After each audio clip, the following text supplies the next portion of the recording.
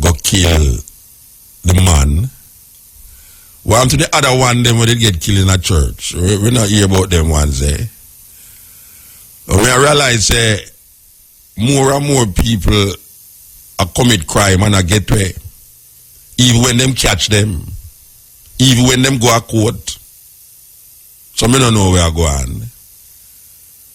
But the church seem to be losing a certain sacredness and a certain strength of a certain sovereignty, I should say. You know, the church is supposed to be immune from certain things in Jamaica. But now we have to question the whole validity of that immunity that is given to the church. Because in a country that is supposed to be Christian, because them say most people in Jamaica give validity to Christianity, yet still we say these Christian-minded people who supposed to evolve in a certain thinking don't evolve, and them trying them best to make the people them evolve, but apparently the people them still in the archaic way, because a youth dress like a woman and a dance with a man, and them kill the youth. Most Jamaican see that as a sinful thing and them deserve it. Me don't know about that still.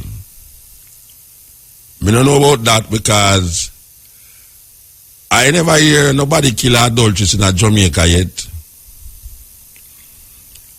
And if you ask most people why him against homosexuals, him going to tell you, say, is the Bible him see it, you know? That any man who lie with a woman, any man who lie with a man should be stoned to death. But the same Bible tell you also that if a man lie with a woman, or a woman lie with a man, I should say, that is not her husband, she should be stoned to death. And the Bible also tell us that you shall keep the Sabbath holy, and any man or woman that don't keep the Sabbath, they should be stoned to death. They should be carried in the center of the city and stoned to death. And if a man disobey his parents, he should be carried into the city and stoned to death. I don't hear nobody a stone no picnic to death because the picnic disobey the parents. I don't hear nobody a stone nobody to death because them broke the Sabbath. Who dare to be driving taxi on a Saturday? You should be stoned to death. So we don't know where we are going so still, because we are choose one thing and I choose the other. But there's a certain mindset in a Jamaica that will make you do things viciously, and you make become a criminal. Even the man where claim Christ as his personal savior, even the bishop will stand up on the pulpit and preach to the sinners in a congregation, because the leaders of Jamaica, if you check all of them,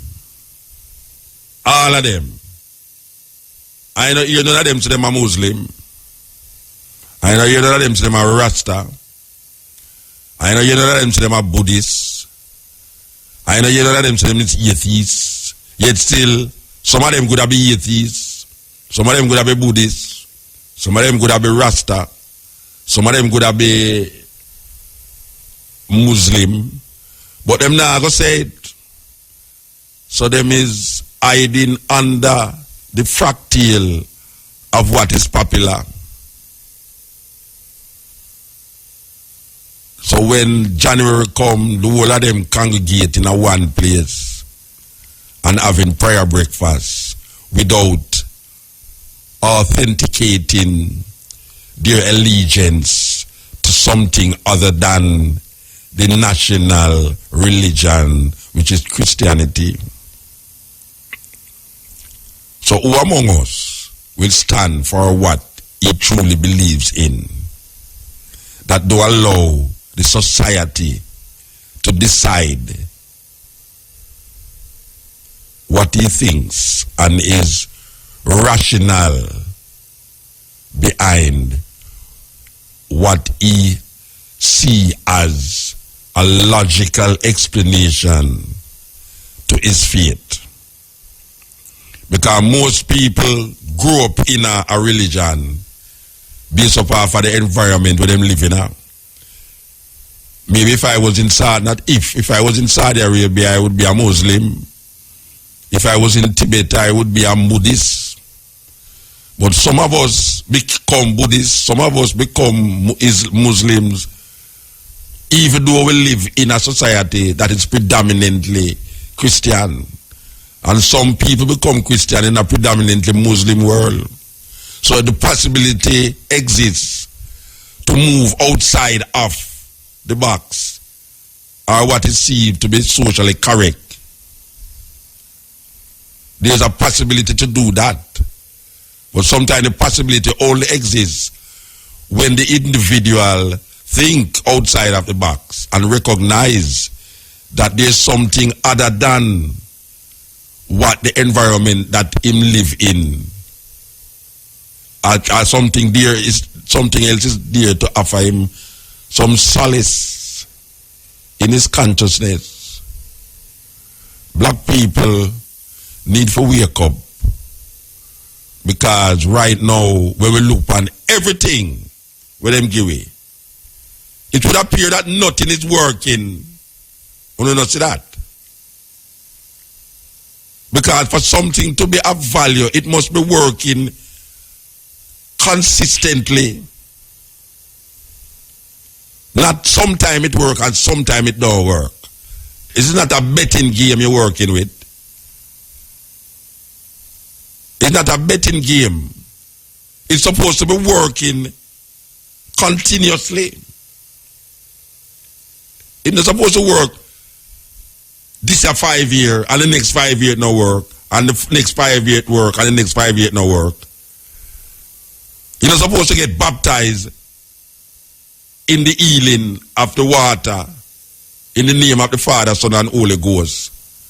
And then you go to your bed and pray. Say, boy, right now, Father, help you, oh Lord, that we can get a job tomorrow. And then when you get up, you walk out your heel bottom, sun a burn you, your clothes tight by you, you sweat, you can't even have food if you go buy a Pepsi. And you go home without the work. And you go back to your bed and pray again. And you realize, boy, this thing ain't work at Jamaica, so you have to go pray for get a visa. And you pray, and you pray, and you pray. And you go to your pastor, and the pastor say, well, you have to pray and believe.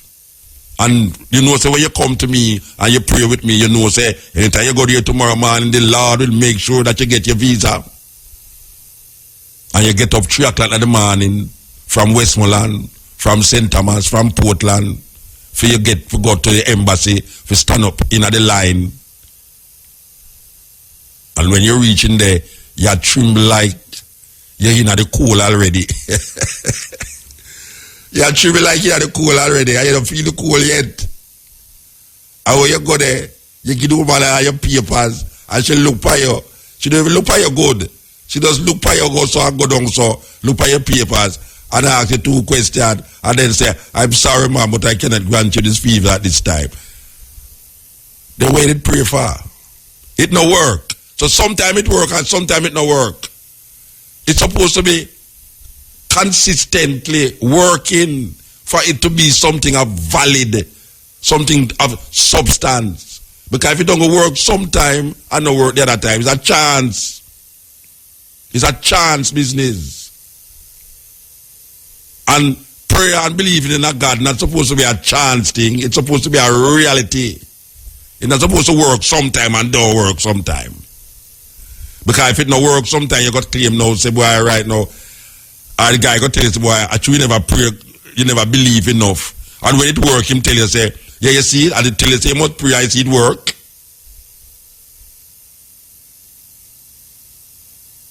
So our man now pray for the man who lose him leg, to make him grow back him leg.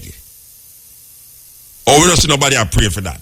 Look how much 1 foot man a walk around the place. Or nobody can pray for make a 1 foot man foot grow back. But him a pray for say the cancer gone.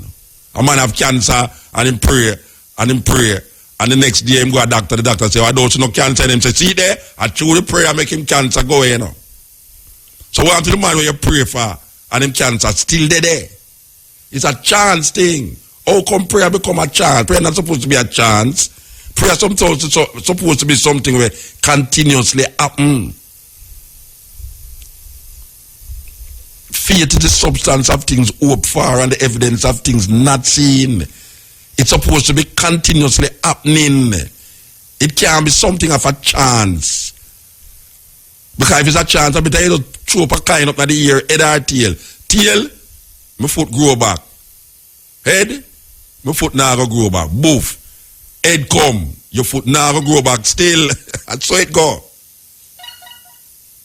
That's how it go. So if you feel so when the head come, your foot now go grow back, and tail come, your foot now go grow back. Head come, your foot now go grow back. Because no prayer, no heads or tail can't make the foot grow back.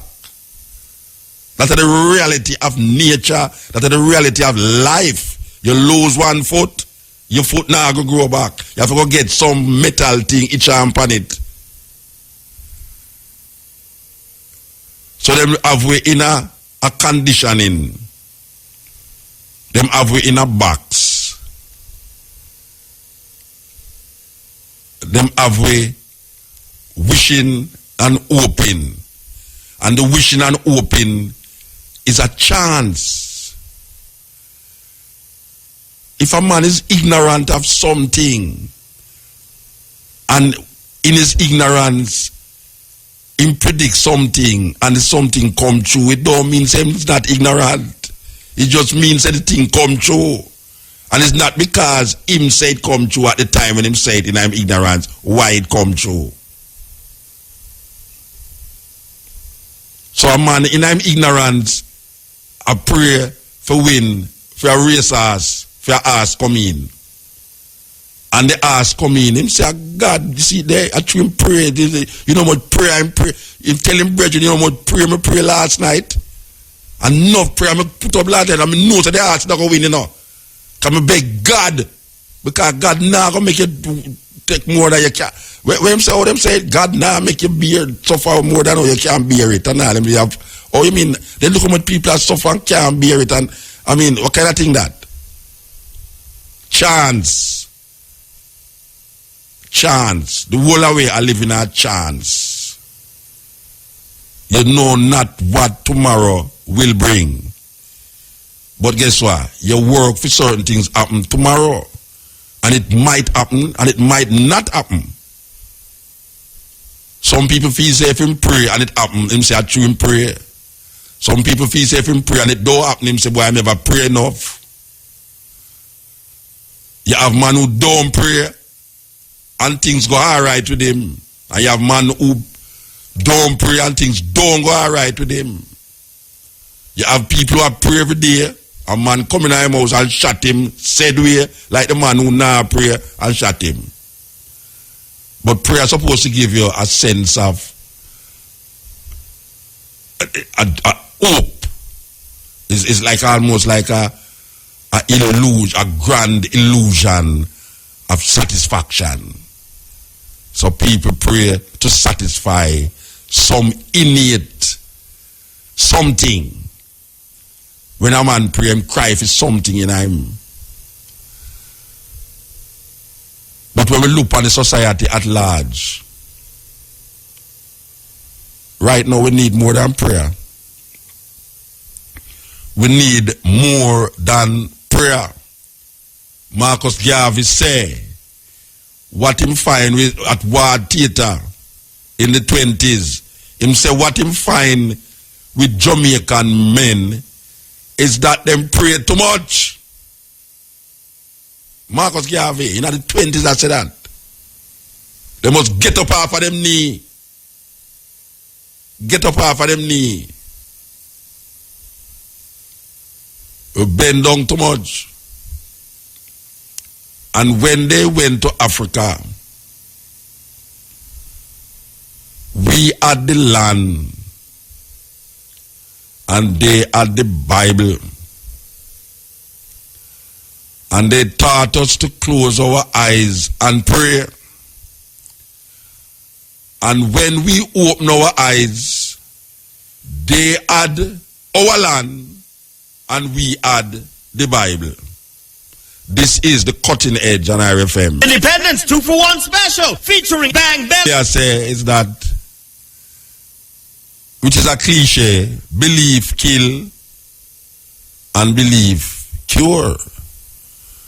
But we don't know when it's going to kill or when it's going to cure. We don't know. So Marcus Garvey teach you again, say, if you have no confidence in yourself, you are twice defeated in the race of life. But with confidence, you have won even before you have started. With confidence, you have won even before you have started. We need in Jamaica more confidence in ourselves to do for ourselves and others. Because we can't pray away the problem. We have to confront the problem with solutions. And we have to know what the problem is. We can't believe what the problem, we think the problem is. Because most people in Jamaica, we say them know what the problem is, you know.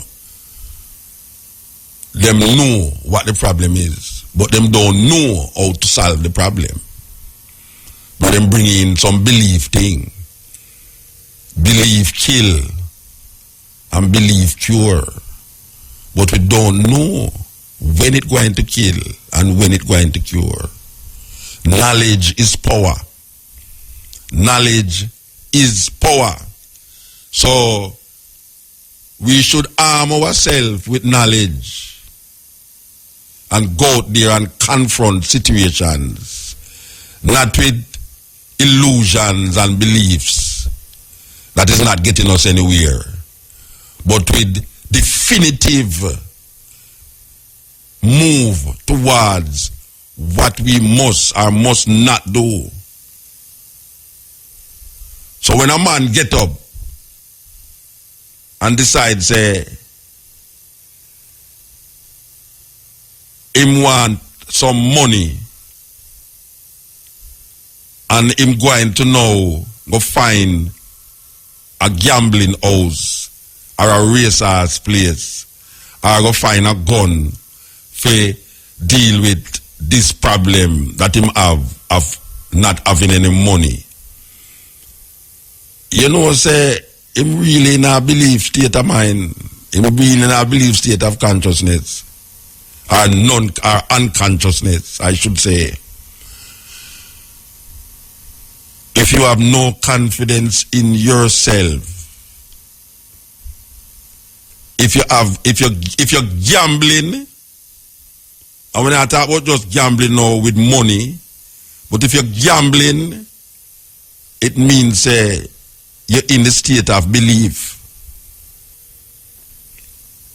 Anybody out there, we are listening to her right now, and in a state of gambling, in a state of belief. Simple. And if you have confidence in yourself and you do something and it don't work, I guarantee you that if you look on what you do, you're going to find out why it don't work. And it's not going to mean, say, you throw up a coin in the air and head never come and tail never come. But you're going to look into it and realize why it never work. When you have confidence in yourself, you sit down on your bed and meditate and you find out, say, right, you know why the thing never work. At this, you know. You see, when you gamble, you either lose or you win. But you see, when you lose, trust me, you don't know why you never win. And you can't rectify it. Because most of the time when you lose in gambling, it's a one-off situation. Because you have people who gamble for the lottery and him lose. In buying a lottery, a man feels him going to win. You know. There's no man that feels him not going to win. I reckon him did buy the lottery. Him buy the lottery because him feels him can't win. But it's a gambling attack. Yet still right now you have people who sit down and beat the lottery.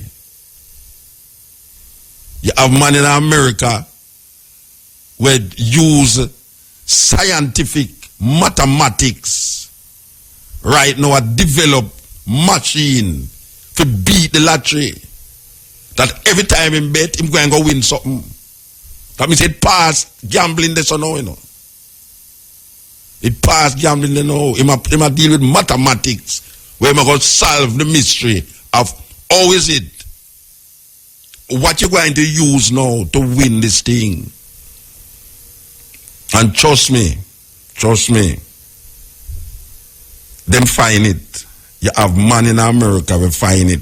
He may not reach the $100 million, but when time him bet and him work it out on the machine, he will get the money and fight.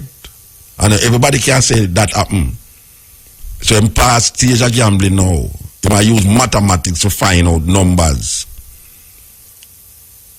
That is why America right now, I tap people phone so regular.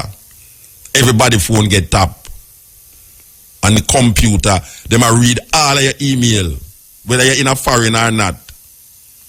They might look for certain word, a certain word get print. Boom. You know, say, you gone in a special, what them call jump drive. if them use jump drive, you got a special jump drive. And you use certain word, you got a special jump drive. Benghazi, boom. All right, see, they will use the word Benghazi, you got a special jump drive. So you know, say, you're not serious thing this or now. Them a tap in pan you. Because it's maths, them work. Maths, them work it out. Mathematically, them work it out. When them guys have planned them strategy, it's mathematics them use to work it out. It's not no trial and error thing. Not trial and error. It's not no belief system them I use. And you see, if when them use that system and it don't get the result where them want, them know exactly why it never work. Them know exactly why it never work. You think a man cannot pray for a man foot grow back, a 1 foot man grow back, and it don't grow back? Him can tell you why the foot don't grow back, exactly why it never grow back. Because prayer can't bring back the 1 foot man. Simple. But here with the man who deal with reality do now. Him go make a machine with some metal and some hook in there and them thing there and connect it on the man foot where broke, where not have no foot, and make the man walk, put on him pants and make him walk like him have 2 foot said way.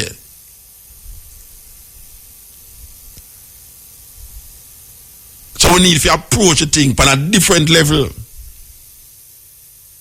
We're too superstitious.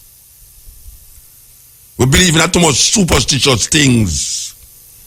And superstitious things frighten away. Scare away. And it's out of fright and fear why the thing get worse. It's not because we can't do nothing about the situation, you know. But in the thing happening, we start to fear and get frightened. And because that fear and fright now make you lose yourself. That confidence in yourself gone when you start to fear. The greatest fear is fear itself. And when you start to fear, you lose all perception of what we call reality. And you start to move frantically and impulsively all over and not understanding what is ahead of you and what the situation is supposed to be and move towards solving that. Most black people find themselves in that. Something happen and him get haywire. Him can't understand. Him get frantic. Instead of deal with the solution. Alright. This happen. Control yourself. Them think they can only go through meditation. Most Jamaican people now meditate, you know. Them now meditate. Man, if you say meditation is a serious thing. Meditation is a serious thing. Because then now in that meditation, you help to solve situations. Because most of the time when a man meditate, it's solve things. Most meditations is solving things. It's not wanting things or open for things. It's solving things. We want to understand that level, that consciousness, that say, when you go into the deepness of your soul and you recognize certain problems, you meditate. Meditation helps you to solve things. Meditation don't carry you deeper into the problem. And I realize people afraid to deal with meditation. People want to pray with the problem instead of meditate upon the solution for the problem. And prayer bring things where you hope for without working for the thing. It's almost like it's almost like a slave to something that you don't create. And you want to benefit out of something that you never create. By feeling, say, if you say two words, in your superstitious nature, it will come to fulfillment when we need to know, say, it is a confidence in yourself that bring about the truth of the matter. So, me don't know why I meditate upon that, because me no feel say we are do the thing how it's supposed to do. We keep doing the same thing the same way all the while and expect to get a different result. It's just that. We now work out the thing scientifically. We now work out the thing mathematically. We in some illusion. We in an illusion. We in an illusion with politics. We in an illusion with religion. That is why we get tricked so much. The guy who know in a power of the solution for everything, and when him in a power, he can't solve nothing. And him put you in an illusion with him.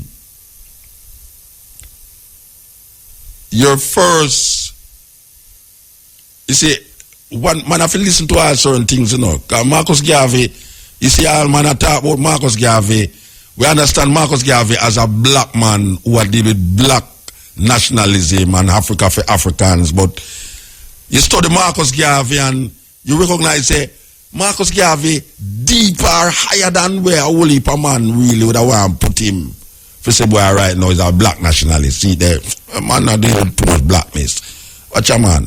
Marcus Garvey has been recognized as one of the greatest philosophers. And when we are talking about philosophers, now we are talking about not black philosopher. They have recognized Marcus Garvey as one of the greatest philosophers in the past 1,000 years. Marcus Garvey, this little black man from St. Anne Bay, and we are saying there is more to Marcus Garvey than meet the eye. Like a sharp black man. There's more to Marcus Garvey than meet the eye. And we need to get into that understanding. Marcus Garvey said, watch a man. We notice a black man in a Jamaica. Them love pray and kneel down too much. They must get up and do things for themselves. Emancipate yourself from mental slavery. Who you think said that? And Marcus Garvey said that.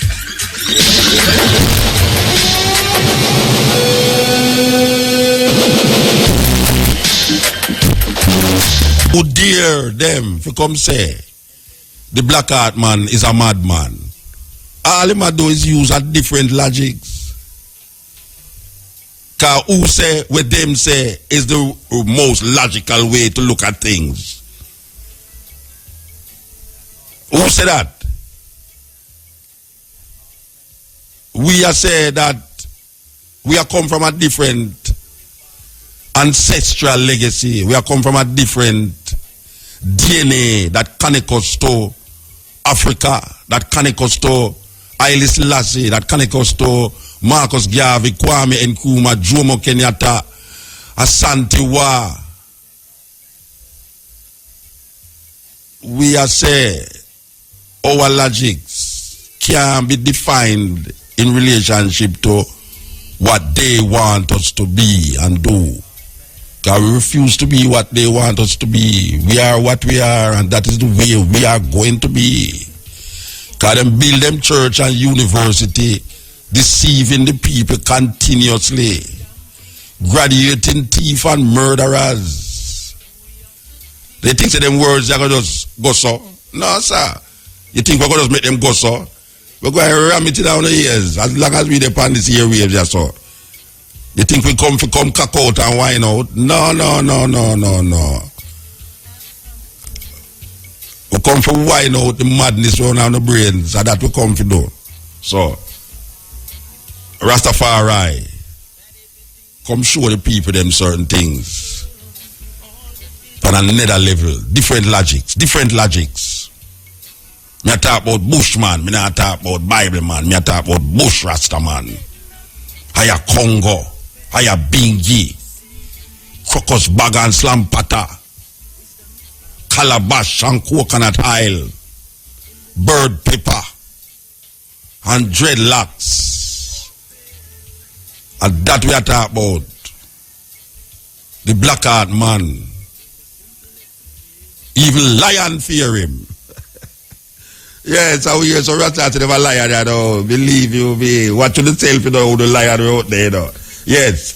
So there will be a conference in Jamaica this month here on the Rastafari. By the way, I was telling you, you know, I am recommending that everyone who is listening to me must go and see this Rastafari exhibition that is mounted at the Institute of Jamaica. It is a very uplifting and very well presented. I mean, of all, I have been to many exhibitions. And trust me, this one can stand with those that I have seen all over the place. So I would recommend it. I would recommend that once go down to the Institute. And I never see Jalani at the Institute on Sunday, so I have to go find out from Jalani. Or come on, never see Jalani at the Institute. Jalani, how you do, man? I'm well, Muta, give thanks. I never see you at the Institute. Yeah, I was in Montego Bay. I had a mission with the Car Gardens Committee there. Okay. And this is pertaining to the same Rastafari conference? The same upcoming conference. All right. I know they said that one you're kind of low key. I don't understand why you have the key and me have the lower, or you have the lower and me have the key. How it go? Well, not low key. In fact, it probably is a little more substantive than the previous one. And because of that, we have had to move more slowly in ensuring that we have consensus right across the board every step of the way.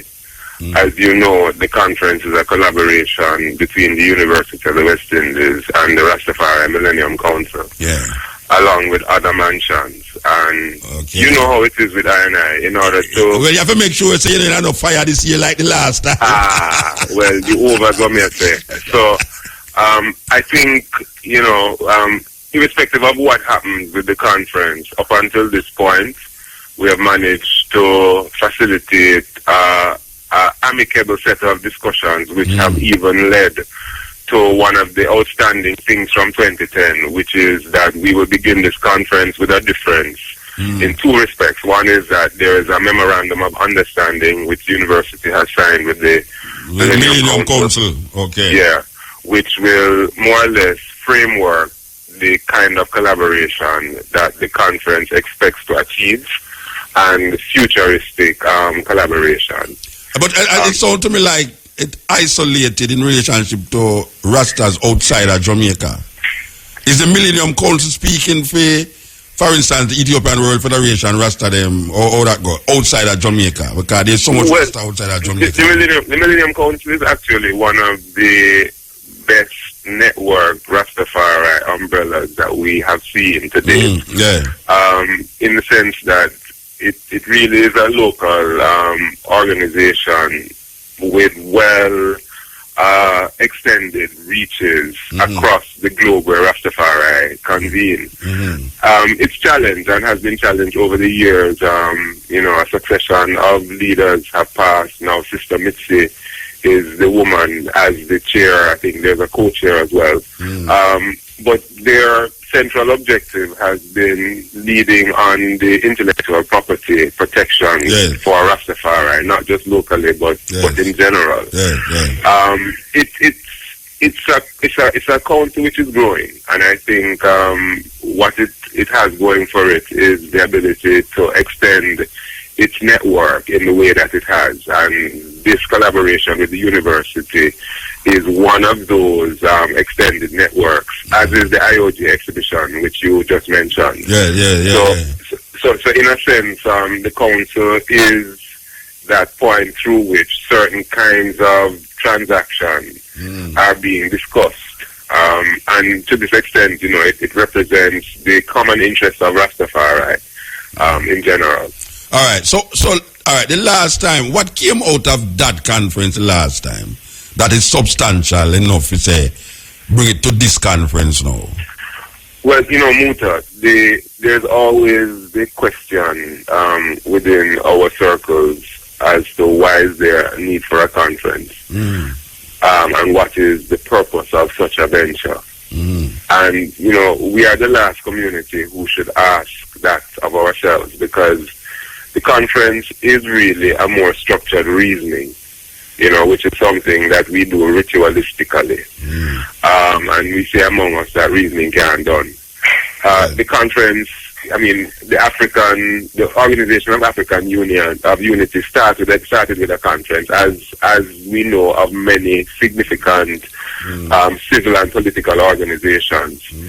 When you have a large and diverse membership that you want to be accountable to, and you also want to have dialogue with, the conference becomes, you use the word scientific in our approach. It becomes a more scientific approach towards ensuring that you bring on board the range of issues, range of personalities, and potential range of approaches that you could engage in order to deal with any matter. Now, within our community, we have unique aspirations nationally, but these aspirations that we have are shared outside of Jamaica. They are ones who have been inspired by Rastafari in ways that this movement is now a global phenomenon, but pretty much with central objectives. So what this conference has had those in the past seeks to do is to really bring together the latest deliberations, the latest research, the latest. For instance, give me an idea of what is the latest research. Well, I mean, where research in Rastafari is concerned, that's really driven in a very individual and specific way based on what a researcher is trying to look at. And we have a range of things, issues to do with gender and gender representation, issues to do with Rastafari and identity.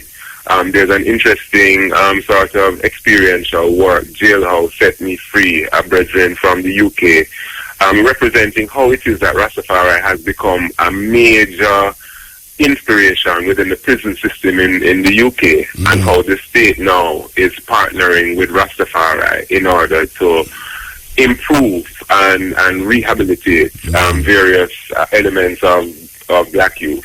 In other words, Rastas become a part of the system? No, on the contrary. The system has become a part of Rasta? No, let me say what more I said. Yeah. On the contrary, Rastafari continues to serve the purpose that we have always served, which is to transform the human spirit that the system has malformed. So it is really that kind of intervention where there are not enough appropriate male role models that naturally falls within I&I portfolio, given the fact that our community is heavily male-centered. And it becomes a useful point of engaging what they would call dysfunction. But Jalani, who is holding the rein in all of this? Who holding the reins in it? All right. We can talk about the London experience. You have Rastas now who is like police. They have become a part of the police force in England. And you just talk about now the transformation in the prison by Rasta coming together with the establishment to deal with this transformation. All right. In a history, and we have to go after history. It should show that if the thing is not, if you is not holding the rein of this transformation, I don't see how it's going to be a real transformation. To some extent, we do hold the reins because the system is without options, alternative, or power. And the system is without power. The system is without power. I didn't hear you. The system is without power, you say? It's without solutions and without power over the crime that they find themselves faced with. So I'm talking about how the very system has become a part of its own problem in as far as what has resulted from the socialization, the institutions, the media, range of options that have been presented to society. I'm suggesting, Muta, that we're not talking about cooptation, but on the contrary, we're talking about a level of salvaging. I think that Rastafari, irrespective of what we would like to think, is going to operate within the context of a world that it is challenged by. And based on those challenges, we're going to have to decide whether we're going to withdraw from the world and allow the challenges to continue unchecked. Even your work, Muta, on the radio, as a voice of reason in the airwaves, teaching people the content that they don't normally see themselves as having. I wouldn't say that that is a part of the system. On the contrary, it's a part of a vocalization of options of change that people have. And increasingly we are being asked to do this formally because there are no options. If you're talking about experts on addressing the social issues that have arisen from Babylon, then we have not only a sense of what it is that has caused the problem through our kind of analysis. You talked about the Rastafari with his different interpretation. Well, that is a part of the solution, I'm saying. And increasingly more of us going to have to be available to teach the society what it don't understand about itself. All right, so you're saying now that one of the solutions is to What would I call? All right, you can't fight the thing from outside. You have to go inside. That is what you say. That is part of the whole But thing. well, that's another way of putting it. Meaning that we have to decide what battles we are going to engage mentally and strategically. We look on it and realize most of us who have recognized that we can't fight it from outside, when we go inside here, it's like Jonah in the belly of the whale. Yeah, but that's why we are man It's of like science and octopus. bush. We know what to do to get the results we want. If it's a hiccup or a spit out. I have seen so much people who believe that they could come out of the whale belly by going into the whale belly and end up being food for the whale. Well, the point though is that if you be strategic and scientific enough, Yes. hopefully you would end up beating the whale and not having the whale swallow you. You know, Yeah. so you would catch the whale and everything, and everybody would be happier with that.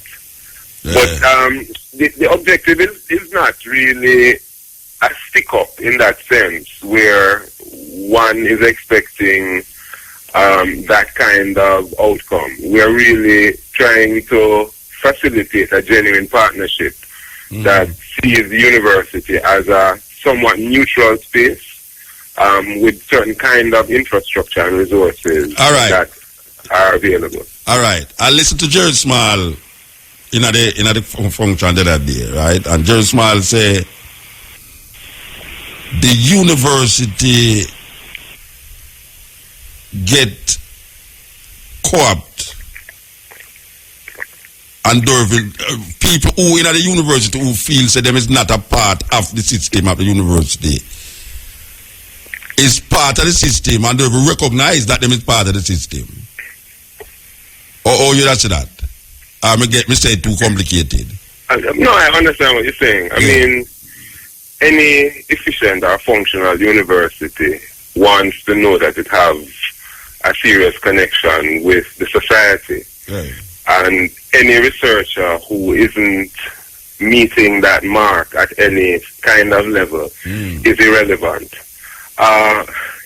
So it's really a matter of interpretation.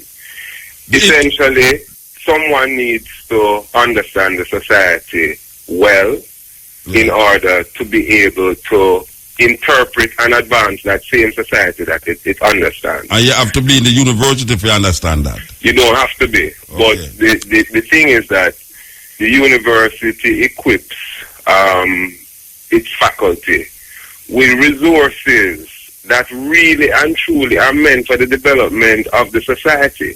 So, when it gives time to me to be a Rastafari scholar, it really is saying that I am resourcing you to be resourceful to the society.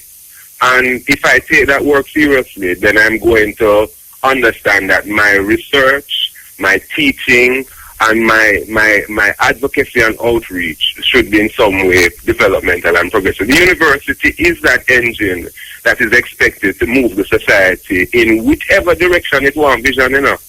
Because you really are affording people a luxury for contemplation, research, and teaching. You understand what I'm saying? That we tend to think that is a bad thing because our society.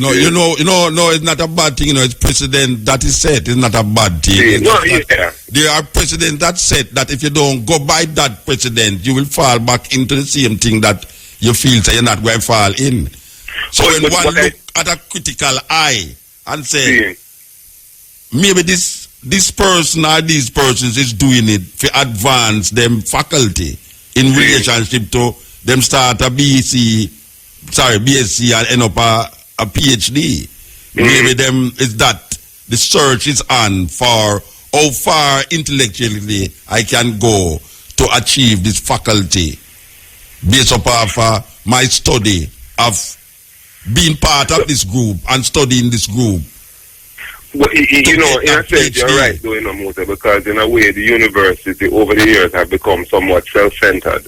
And I mean that in the days of old, and even within our society, we have learned people who never went through universities, but have the same critical appraisal and solution-oriented mind. Yes. Now, when you have a university as a place which is set aside for that kind of development, what you really want is a sense of national and international responsibility that faculty take on.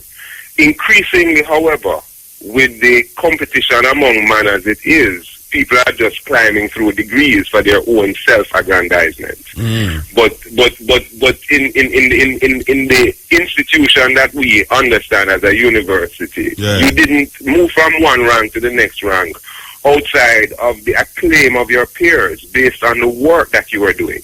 It's not how much you used to write then, but the kind of applied theories that you were able to come up with that were a part of the way the society was legislated or governed or whatever.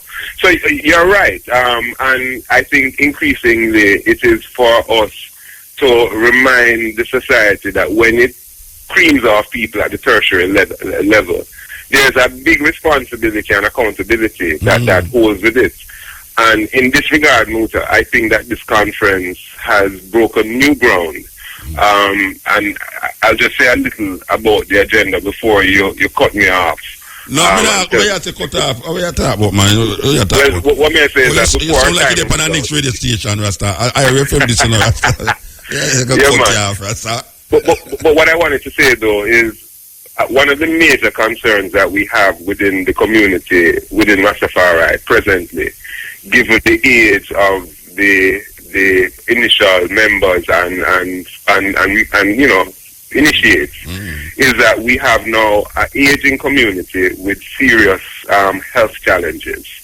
Almost every day there are a range of different ones who need different kinds of medical intervention. Yes. And we don't have no structured system for handling this. As a community, that is. We have to do the individual collection, and in some instances it gets out of hand. We need a collective collection. Precisely. Yes. Now, so our conference this time starts with what we are describing as a Carl Gardens Clinic and Wellness Day. This Clinic and Wellness Day is a medical and legal clinic, and its objective is to really bring out the elders, in particular those over 60, those who have not had medical checks for a while, those who have, you know, medical issues and complaints that they would want a doctor to assess and make referrals. That's all like me involved in that, over 60, those who have medical problems. No, but you see, you're one of the fittest impulse. No, man. So you can come tell us how to do that. What you see is not what you get, man. Behave yourself. Look here, I need some medical checkup. Trust me. All the way. It's not a closed session, but say we were to have a very successful day, we would want to put the, you know, according to the creed, we'd want to put the age ahead of the persons who are not as aged like yourself. You know, and make sure that them get them checks, and then the more well people can come afterwards. But this clinic happens on Monday the 12th at the University of the West Indies, Old Dramatic Theatre. Oh, that's an old place where it keep the last time. No, man, you talk about Old Library. Me talk about Old Dramatic Theatre. Which part of the Old Dramatic Theatre there? Old Dramatic Theatre near the chapel. It's almost across from the University Chapel. In front of It's in front almost of in front of Philip Sherlock. In front of the Philip Sherlock Center, our Creative Arts Center. Yeah, I remember. It's a large building that provides us with the bathroom and other facilities that we need. And we can set up a few screening rooms in that area. Okay. And you know, it's well ventilated, etc., and pretty well accessible. So you have a man like Pee-wee and all the man up there. Pee-wee, in fact, is one of our best supporters. He has agreed to come and give a demonstration of alternative approaches using O-ring and other such things. Okay. But the substance of the work is coming through the volunteerism of the medical faculty. So we expect to have some dental screenings and basic examination. optical and medical on site, and then Marcus Goff is coordinating what is a legal aid, legal assistance clinic, which would seek to follow up on the kind of data collection that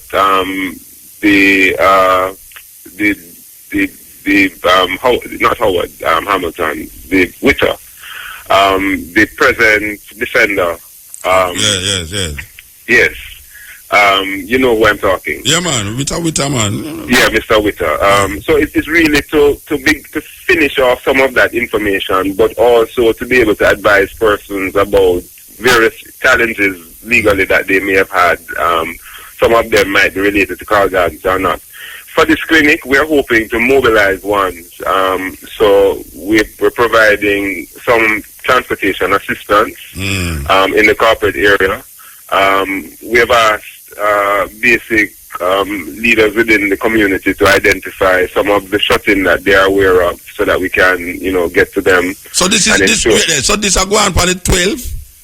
So this is not a 12th. So it's not an open house. That is not an open. It's just a secrets and doctor. Then that you're saying, like there's no conference happening there. I wouldn't make it so limiting in the sense that it's a wellness day.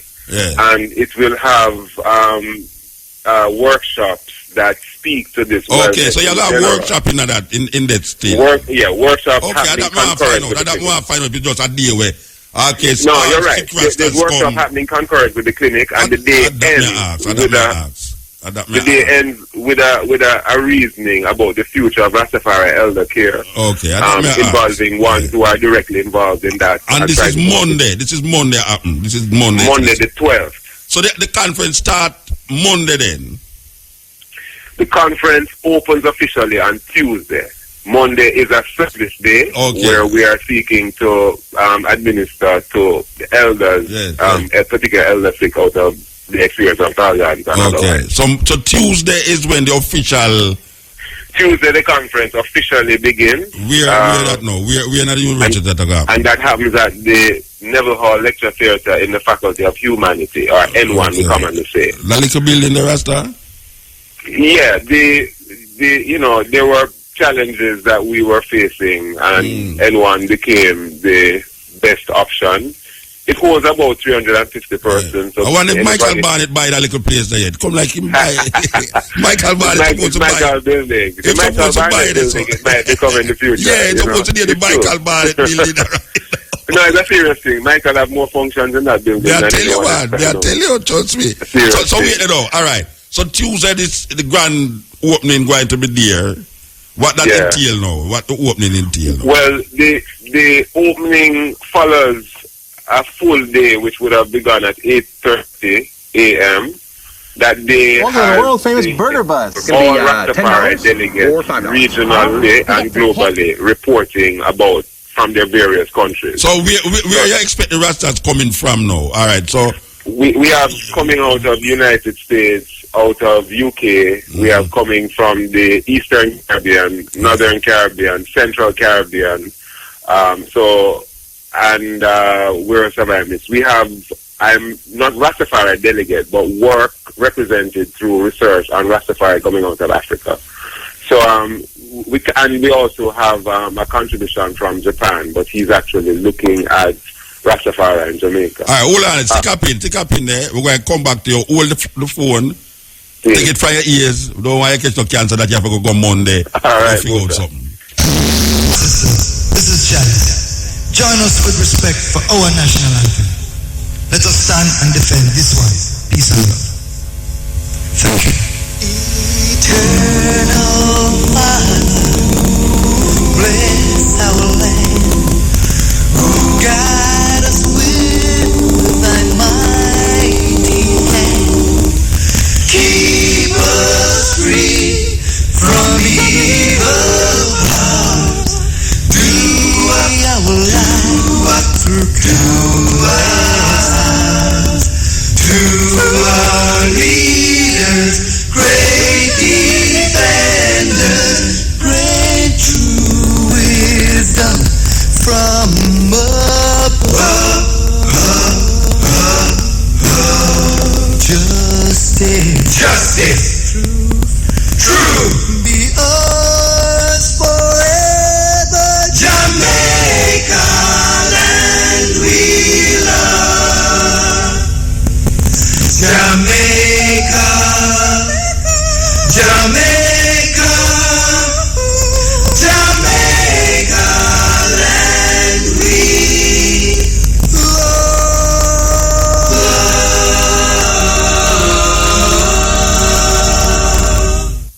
Yes, this is the Culture Edge on RFM. I hope it's Jelani that we still have on the phone. Jelani?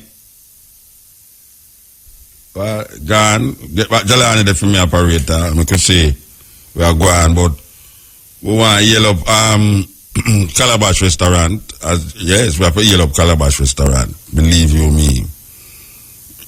We hear that the brethren will be taking part in the Marcus Garvey vibes. Yes, I am very glad that the brethren is taking part in the Marcus Garvey celebration and Raya Bueno. It's going to be a big thing, trust me. You see that Raya Bueno celebration, yeah? It's going to be big. It's going to be very big. We want to tell the people that there is an exhibition, a Rastafari exhibition that is taking place right in the heart of Kingston there at the Institute, where it's a must see, yes. Here, Jelani, is we are going. What is happening? Why we not get where we're supposed to get? Yeah. Operator, I don't understand what's going on here. Yes. Supposed to be on the phone. No, they. Okay, as well as I say,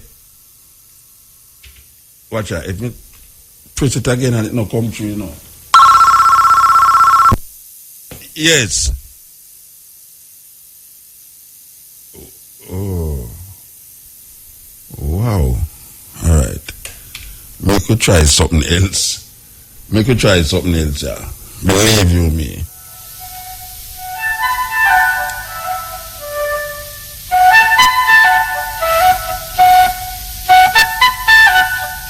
You're there again. Give thanks. I'm here, yes. Yeah. Yeah. All right. A sister just called me a while ago, you see. Mm-hmm. And she said, we're going to spend the whole night and talk about the intellectual part. She want to hear about some visual things where Rastafari present culturally in terms of his craft, in terms of just cultural things, music, in terms of what is going to happen up there that is not intellectually, mind-boggling. I would hope that one could see the whole production as not a merely intellectual exercise, but a range of cultural production. We have 9 films which are included within the presentation, because in a sense there's a lot of work that is being done on Rastafari. We think that this kind of forum should be an opportunity for us to view them critically and to register our feelings about them. We also have cultural performances on the opening and closing night. We can't really sustain that throughout the week. The films kind of close out most evenings outside of that. We also have an open vending concession for persons who wish to sell craft items. Where that I go keep? Because, the last time I know they have it cross the road from N1. It's on the same side that Mary Seacole is. We're going that's what I said. The same way only did have it the last time, cross the road. Constructing tents. Oh. Now, the issue is that in order to allow us the full freedoms that we want, that space is the best space because it accommodates the vending and other kinds of, related activities without... Yeah. So when you say vending, like where you gonna have ice cream, where you gonna have over there? When you say vending, well, we have a range of vital food concessionaires. Yeah. Persons who are selling craft, persons who are selling clothing. Yeah. There is a painter who is doing things on the spot, portraits. A range of what you would kind of expect if you went to a mini fair, so to speak. All right, so this is from Monday. You talk about this from Monday. From Monday right up to Thursday evening. This is happening. The craft thing, I'll go on from Monday, Tuesday, Wednesday, Thursday. Yes. Okay. All right. And ones who are interested can get in touch with the Institute of Caribbean Studies on the phone 977-1951. 977-1591. 1951. 977-1951. Oh, your To birthday. get more information, Yeah. or they can go to our website. If they were to Google Rastafari Study 2013, it would take them to the website, and information is there as well. Okay. All right. The next thing now, you say, is that you say, all right, the official day is Tuesday. Yeah. When you have the official opening and thing, who are opening it? Well, the highlight for the opening is the Prime Minister of St. Vincent, Dr. Ralph Gonsalves, who's agreed to be the keynote. You would know that he is a big part of the regional thrust towards reparation. Reparation, definitely. And it is through the initiatives around him and our own commission that the St. Vincent was chosen, and now there is now a regional sort of approach. The idea in asking him to open is to begin a conversation about the Rastafari specific interest within this dialogue. If you understand, to draw from that, because he has done some things with bilaterals with Ethiopia. Yes. And St. Vincentians can travel to Ethiopia without visa requirements. Definitely. Yeah, he went there on a delegation in 2004. But our Prime Minister go there the other day, we don't hear nothing about that again. The good news is that our Prime Minister has agreed to close the conference on the Thursday evening. That is a good news? Hello? That is a good news? Well, you asked about her reporting about her visit to Africa. So she go and report it, the closing is about reporting to what in Africa, that's what you say? I'm saying that she's given an opportunity to, what she said before she went was that when she came back, she wanted to speak to Rastafari about her trip and other things. So this provides some context, not only for her to make that representation, but also for us likewise to make representation about issues which hopefully the conference can help to galvanize. Hold on. Let me get something clear now. The Prime Minister going to come to give a speech to the Rastafari community. No, Muta, you're going ahead of me. No, we're upon the closing. It's the closing we are talking about, you know. It's the closing. You said she's going to close the conference. Yeah. What she going to do when she come to close the conference? She's going to speak. Right? Yes. All right. Is this the time now when Rasta going to get up when she attack, I question her, or is it that she just going to close the conference and go away? Is this the time now when she going to present what she said she would do when she come back is speak about what transpire in Ethiopia? This is what is this all about? I certainly hope that we have the benefit of like you. No, wait, no man. No, you can't benefit of me. Me on the plan of Rasta. You Millennium Council on a plan is something. Me want to find out what is the purpose of the Prime Minister closing the Rasta conference. That is what I ask. Well, the conference has been opened by a leader who we know his position as it means preparation, etc. Him carry Rasta upon him delegation got Ethiopia too. Yeah, Muta. So I ask now, me not talk about him now, me talk about the Prime Minister of Jamaica. What is the purpose of getting the Prime Minister to close the Rasta conference? And that may I ask. Well, as I said before, she had visited Ethiopia. Yes. The understanding is that she has not spoken to Rastafari in a specific way since she has returned. Yes.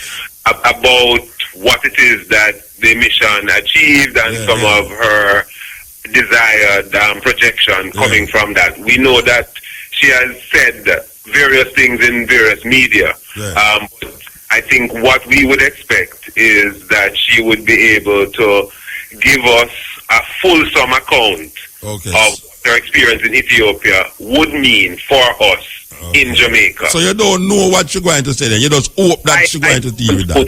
And that's why I was saying originally that you're gonna head to ask me to anticipate her own speech. No. Me not even right now. Let me tell you, we have invited her in the context of her returning from Ethiopia. Yeah. And wishing to hear from her. Then I said the rest of them are hopes that you're going to talk about something with them want to hear about what you go to Ethiopia about. That's what I say. That is the reason why I want to invite her. I want to invite her there with the intention and the hope that she talk about things that happen and what's supposed to transpire in Ethiopia. Because they said you're going to meet back with it. It's a group of Rasta go sit down with her. I think you was a part of it. Sit down with her when she was going, All right. So she go now. One would expect that she meet again with a group of Rastas, but obviously you are saying now that she not meeting with a group of Rastas who she meet before she go, but you are hoping that when she speak at the closing conference, she will speak at the things that she should have been speaking to when she meet the Rastas again. Well, Muta, as I said, I don't know what she is likely to speak on specifically, but we have asked her in the context of her recent return from the AU. Okay. And the trip to Ethiopia. That's the context that we have invited her through. Yeah. And she has accepted the invitation. Yeah. I haven't been briefed as to what it is that she will say. But you're not going to be briefed. She's going to say what she wants to say. So you're not going to tell her what to say. She's going to say she's the Prime Minister. Yeah. Well, Muta, I expect that she's going to facilitate some kind of dialogue at that time. Yes. She has suggested that she's open to that. Okay. So we can ask her a question there then. I wouldn't see any reason why not. She has taken questions elsewhere. I don't think that would be a problem, But I can always ensure that those things are indicated to people so people can prepare the questions that they might want to, So you don't think that it should be a part of it? A question and answer part? You don't think that should be a part? Well, normally, it depends on what it is that the speaker agrees to.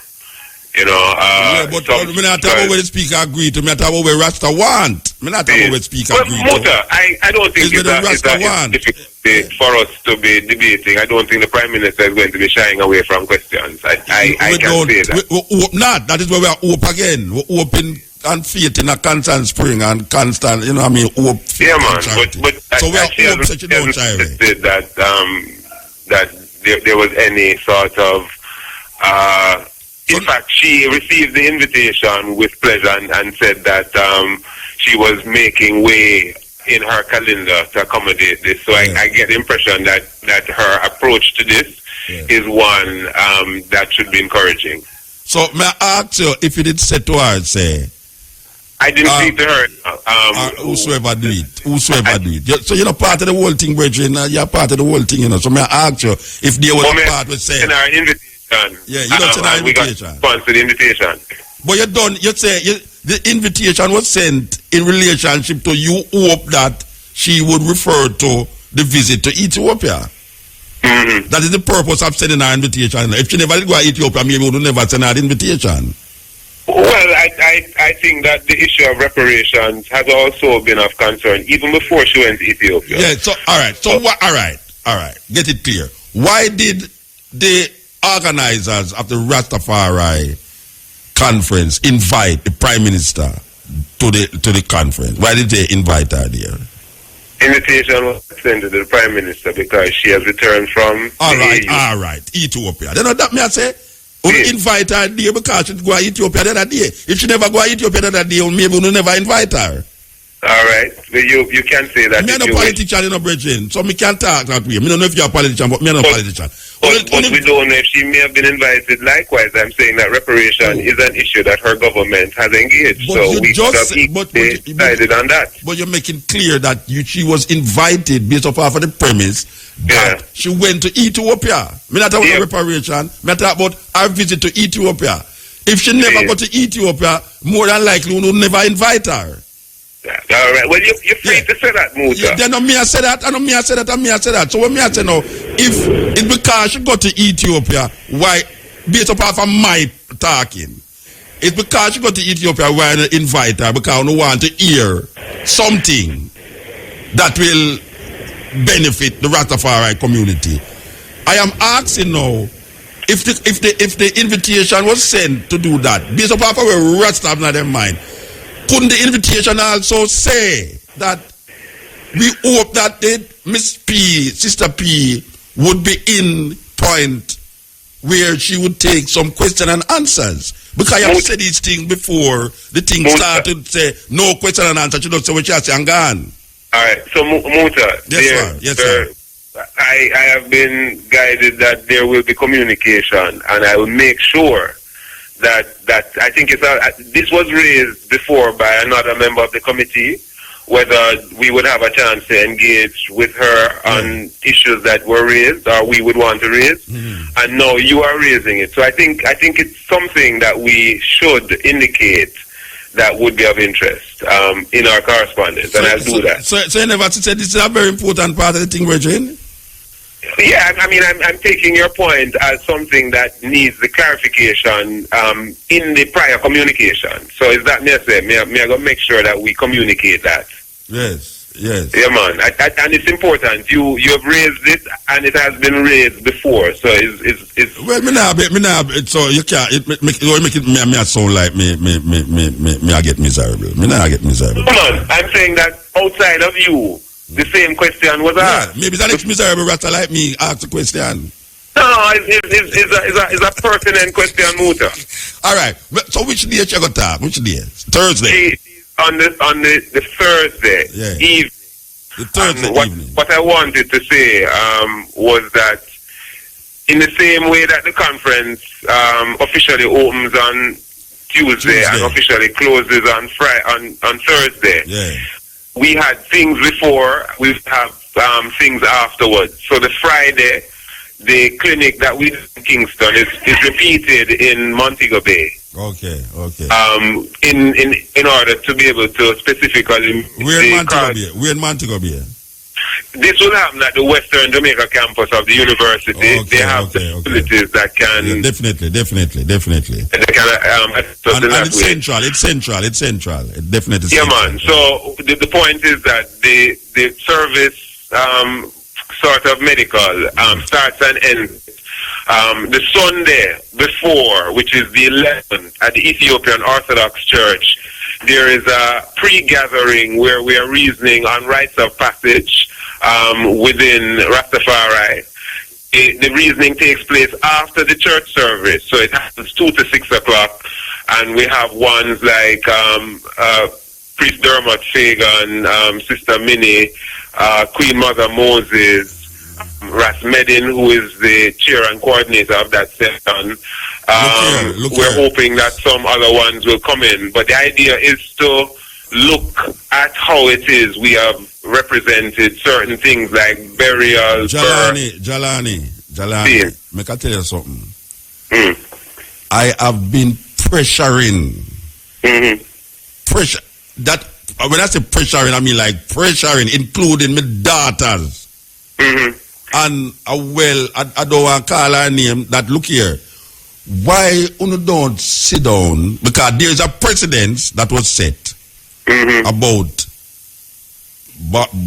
birth, wedding, burial in Rastafari. There was a precedent that was set outside of the normal way of doing these things, right? And the persons who set the precedents, I asked them to sit down with one of the elders of the Millennium Council, which I shall not call now, and say, look here, why you don't sit down with these sisters and write down these things? This is like for about how much year now me I ask for do it? 2-3 years me I ask. But every time me see them, me say, why is it so difficult for one to recognize, say, Rasta reach a stage now where we need that rites of passage. Rasta can't abandon Jesus all of them life and Jesus bury them. in a Jesus church. See, With sign across. Part of the thing is that there is really no serious conversation in the way that I hear you talking about write it down and I have been preaching this thing. Watch out. Me go a bingy and me talk about debt and people say me I bring debt in and I bingy out and I say but what I don't like talk about debt, money and sex. Them don't like talk about it. You understand? And I keep pushing that. And I go to my daughter. I said, look here. I see you know do something here very important. When I'm a bridging them pathway, never go to church, we do some rites and rites and all things. I said, look here. Write it down. Make her write it down. So Muta, your daughters are therefore a key resource for this gathering we're having then. I am just saying that for years, I have been impressing upon them to meet with this other sister to write down the something. I'm going to call them tomorrow and I am trying to figure morning out why is it that I have to keep a tell one this thing. It's an important thing in a Rasta. Rasta is important. And I see them do the thing. And I see that we do something. And I say, but this is the way to go. This is how it's supposed to be done. You know, we have done this thing.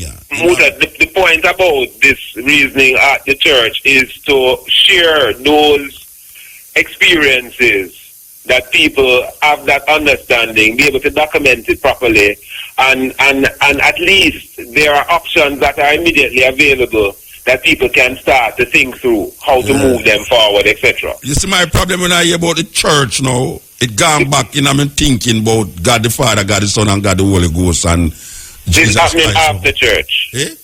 This happening after church upstairs. No, I know, but when I say it's doing the same thing the same way, you know, you're going to have this. Oh, I understand something though differently though, Muta. Yeah.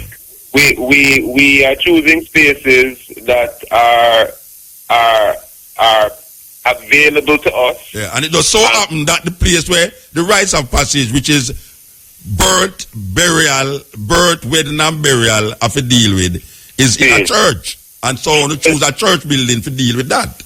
Well, and the logic was that there's an orthodox way that we know is available. It's the same way every church do it, the same way the Orthodox church do it. It's the same way. No, but we are talking about in specific relation, the Ethiopian Orthodox. The and their Ethiopian rights Orthodox church is not a Rasta church.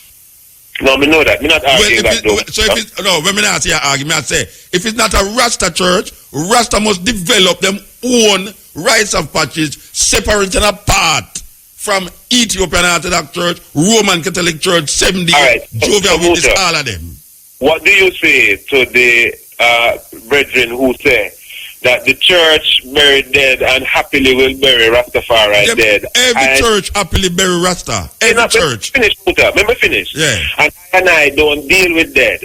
Right? Who not deal with dead? Those who hold them kind of philosophies. You know why brothers used to say them never deal with dead? Because them did young, they never see nobody are dead around them. No, I know I over what you said to you now. But there's also the Rasta man who is not young, who maintains say he not deal with dead. Yeah, well, I don't care what him wants. I say Rasta must have a rites of passage, and the rites of passage must be independent of Christian church.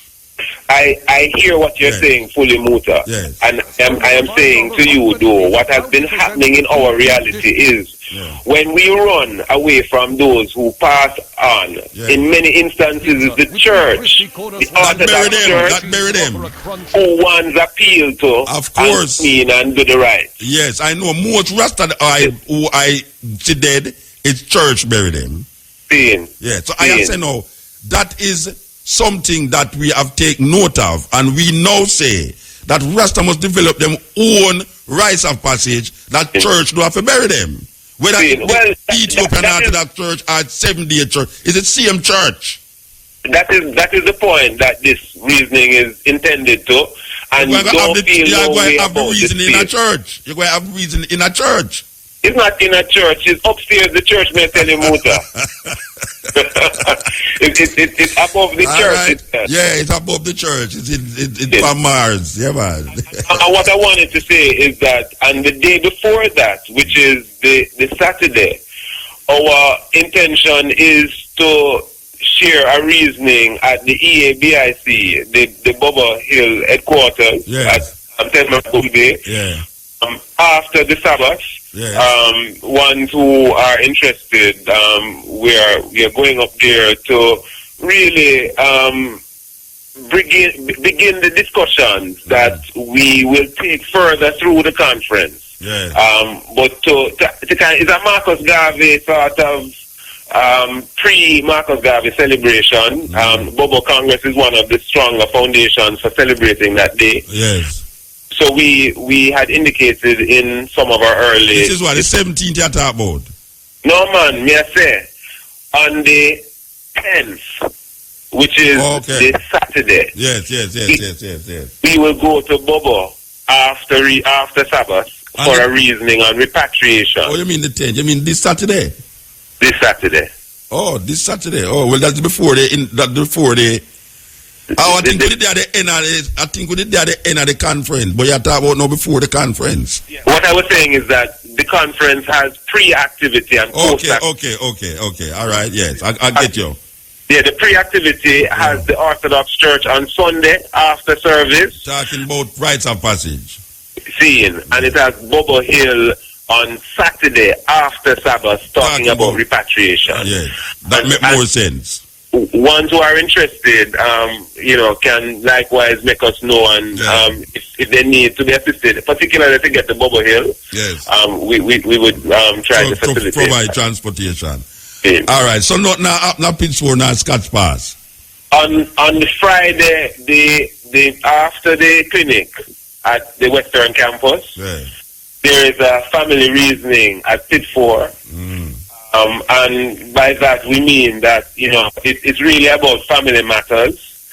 And that occasion we really are expecting for the Rastafari community now to come together in that space to talk about some of the issues raised in the conference and those that were not raised that are of importance for our future development. And you are well aware of some of the serious issues in front of us. So the intention is really to culminate with that reasoning at Pittsburgh after the clinic itself, and then seal up with ISIS. All right, give thanks, brethren. We wish you a successful conference, and as we say, I hope this little interview here will help to broaden the knowing of it, them way they... Yeah, man, we give thanks for that, Muta. Our reminder is to ones who are interested in the clinic on the Monday and the Friday. So that's Monday on campus, the 12th, and Friday at the Western Campus in Montego Bay, the 16th. Can try and get in touch with us about how it is to actually participate in there. All right. But yeah, we're seeking to really engage the full community to come into a reasoning that we hope to be purposeful and advancing us in the way that is right and correct. The problem with it is now that when we start on Tuesday, well, I just have to come back, and as I come back, I have this 2 Wednesday and Thursday, and so I really like hear the Prime Minister vibes, and I don't know. I have to work it out. Well, you might be able to carry it live on the stepping razor, What am I going to send for? Make you come up there? Well, actually, the closing is between 6 and 8. That's the time on Thursday. Oh, well, that I coaching edge, that I stepping razor done. Yeah. So why don't you never make stepping razor come up there for the day, man, from 2 to 6? Well, Muta, it seems as though that might be the way of going about it, Then talk to Anja Williams, man. She's a very She can't wait. No, wait there. I am just an announcer here. I am a don't market, don't do no marketing. You are Mutabaruka. Look here, I am Mutabaruka, who is announcer here. I am saying that Anja Williams is not a unreasonable person. You understand? All right, so I go to Anja with your words of encouragement. I was wondering how come you don't put stepping razor is in the day now. We should have stepping razor up there. No, but what you're saying would be a perfect sort of outside compliment on that day. So Yeah, man, we have to go talk Work it more out, about work it that. out, work it out, work it out. Yeah, man. Go back to the Millennium Council and see what you can do. All right, brother Muta. Bless you. I am yeah. very glad that you are working fine with the Millennium Council this year. This year. Well, we're all very pleased that the discussions have gone forward as best as possible, and I think that we have much more work to do, and we can look forward to doing that in a good spirit based on how we're moving now. Give thanks, Bridget. Yes, Highly. Yeah, that was Jalani, one of the chief organizers of the Rastafari conference that will take place, as you hear him say, starting. You can't afford for me to step in razor tomorrow. Trust me. We have well, I don't even want to tell you as well, but it's in line with history, Jamaica, what transpired during the 70s. I go funny, believe you me, what we're going to do tomorrow is not going to be funny. Stepping razor, the art of war. We see so much people. We a sister in New York, a guy call her name, she could have listened to Vinette Price. Say she listen to me talk about the planting thing, and she tell me how much, me say Miami the other day, she tell me how much she plant on top of her roof. Well, how much roof she plant because she not no yard space. Well, I want to tell you now, say, and I'm going to repeat it tomorrow too, because it look like we are start a movement, you know, because you have some ones we are listening to in France, keenly, especially south of France, there, you know. We know some sisters in Paris, but it look like we extend the listenership, you know, to in the south of France, the way. Trust me, Muta start farm on top of rooftop, you know, in Paris, and all these, not Paris, in the south of France. Once I call and I say, well, we are listening to you, we over here in the south of France, and we start a thing on top of the roof. So, if people in a foreign can listen to me, and I start plant, we not have no ground in the yard. Them don't have no yard much less, because most of them place there, a roof you have to go up, sit down pan. You know, people go up on the roof, go have drink and, you know, have watch the sunset and watch the moon and all them something there. Well, if Stepping Razor can make them a plant on top of them roof, you know, much less Jamaica, who a Jamaica we did have push the thing too. And now we hear one sister show me a thing, now some more sister show me a next thing. So we're glad to the message I reach out. So we want to tell you, say, you see tomorrow now, little more from this, Stepping Razor. And we want you know, why the people them not all know say, reggae sun dance, we did it. Yes, we did it. Saturday, we are going there in a Eindhoven. Eindhoven, them pronounce it now, yeah. E-I-N-D-H-O-V-N, Eindhoven. We will be in Eindhoven, in Holland, at the Sundance Reggae Festival, which also feature Israel Vibration, Janine, Chronic, Gentleman,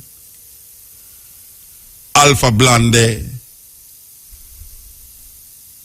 Mutabaruka, Dean Fraser. I wonder if I get all of them, you know. The sweetest part of this thing, them festival start from 11 o'clock in the day. 11 o'clock. I say 11 o'clock when people tell us the festival start, 11 o'clock in the day. Trust me, the place pack up. In Jamaica, you tell people, say 11 o'clock in the day, them say, oh, you're mad. You think me are going away 11 o'clock in the day? But people got things 11 o'clock in the day. We have been witness to people coming to things 6 o'clock in the morning. Watch and see we are going to happen out of Raya Bueno. Watch and see we are going to happen out of Raya Bueno. The 18th in the morning. 6 o'clock in the morning. Yes, believe you me. Okay, so we're there with you. As we are saying, watch out for we are going to go on the Stepping Razor. Little more from this. Trust me, it's going to be explosive.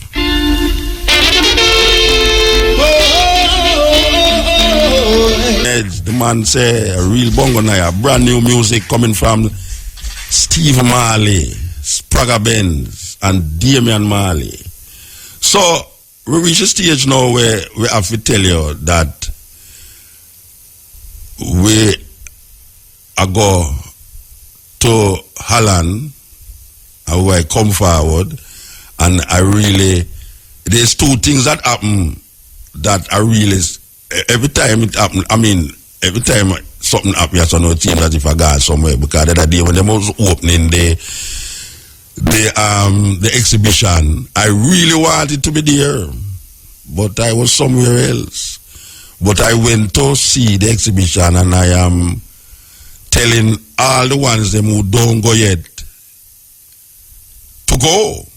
It is a very, if it is well presented, so I think that one should really go through there and see what the Rastafari community have to offer when it comes on to the history of Rasta, and just certain thoughts and photos and things that make Rastafari what Rastafari is. I am hearing that there will be a fun day at the gallery there. Yes, there's a fun day that is taking place. I'm going to look for the information and come back to you about this fun day. So we so come forward with the information. Independence 2-for-1 special featuring Bang Belly Hotel. The Jamaicans alone love freeness. You know, say Ellie and the other one, they pan BET award for free. The student. Yeah, but I constant you can get pregnant and treat them. Me go home. Tuesday, August 6th. Transport. Yes. Wow. Music. The time is 19 minutes past 1 o'clock, you know. Yes. We are step, trust me, we are step forward to step in Razor. So I did tell you about this thing, and we are going to keep the Rastafari exhibition come again. The Rastafari exhibition 2013 Family Fun Day on August the 10th from 12 p.m. to 4 p.m. at the Institute of Jamaica, Water Lane.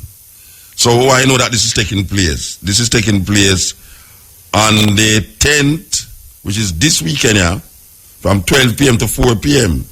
All right. So if you need some information about it, it's 293-3855. 293-3855. Rastafari on the move. We want you to know that Marcus Garvey Earth Day is coming up.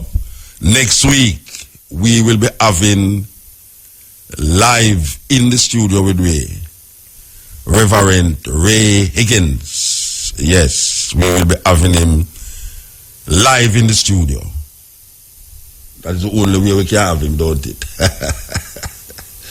The only way we can have him live in the studio. Okay. Independence 2-for-1 special featuring Bang Belly Hotel. Yes, the man says your man face, but you don't want to see parts.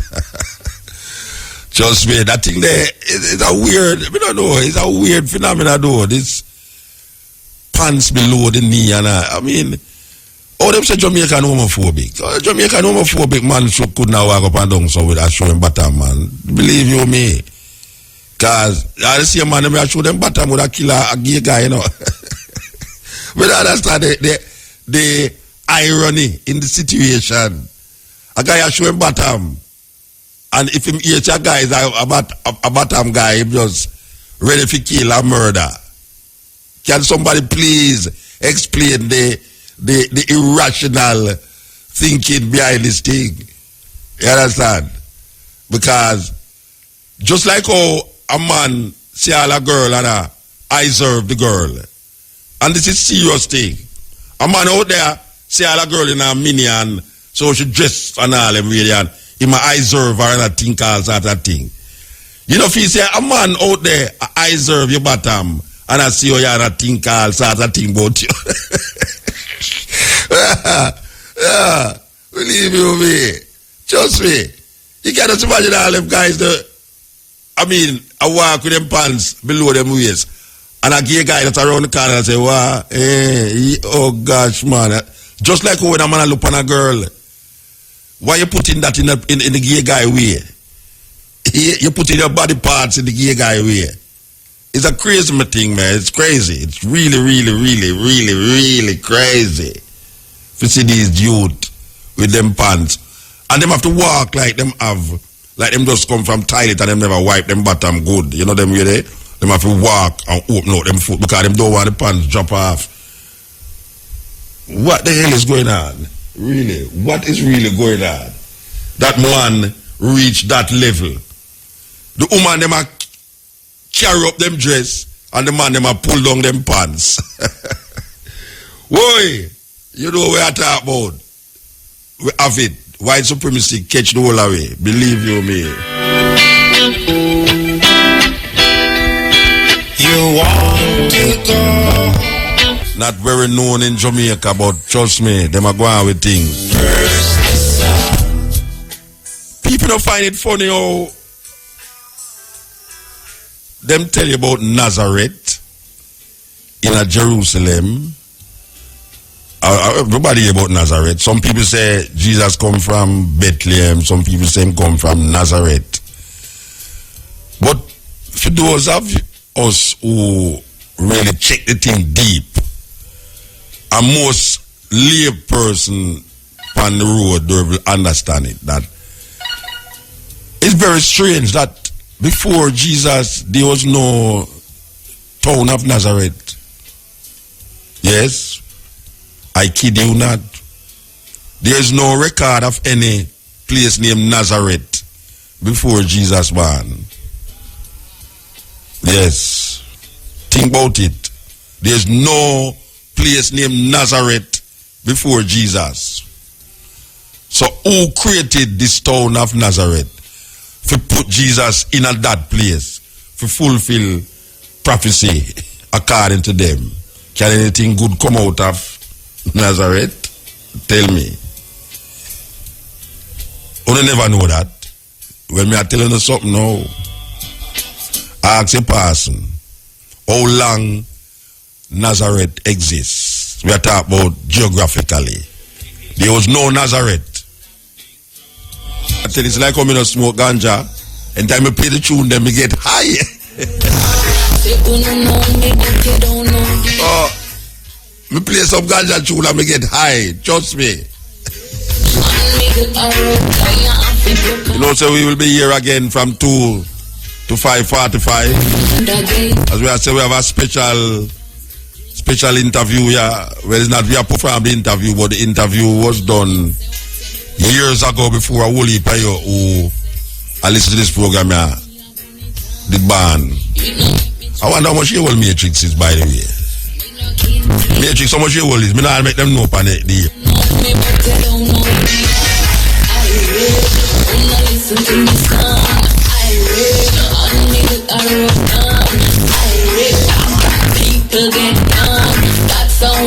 Yeah, this interview, guys, when Matrix was like baby. I would have had to get a dappy. You understand? But trust me, relevant to this time, yeah, historically. Yes, believe you me. Trust me, you don't want to miss that thing. Tomorrow, 3 o'clock, we are played, yes. I wanna hear me Italian passe. Big up Dutch, not on the French passe. I just the words, yeah, the sense. Yeah, so we are going to this tune, you know. Yeah, we are going to this tune, as we say. Yes, all the ones them who stay with me, and remember, we did do an interview with Jalani, Rastafari Conference, University of the West Indies, start Monday. The official opening is on Tuesday, it go right till Thursday. You know, so something to really go to and attend. Believe you me, yes, something to go to and attend. And as we mentioned before, there will be a family fun day on August 10th from 12 p.m. to 4 p.m. at the Institute of Jamaica. Yeah, that is the Water Lane 6 part. You go around Water Lane and you connect to the Institute of Jamaica. That is where the exhibition is taking place. There was a family fun day on August 10th from 12 p.m. to 4 p.m. Trust me, you can't say never here. Information 293-3855. 293-3855. Word the cars important. Rastafari on the move.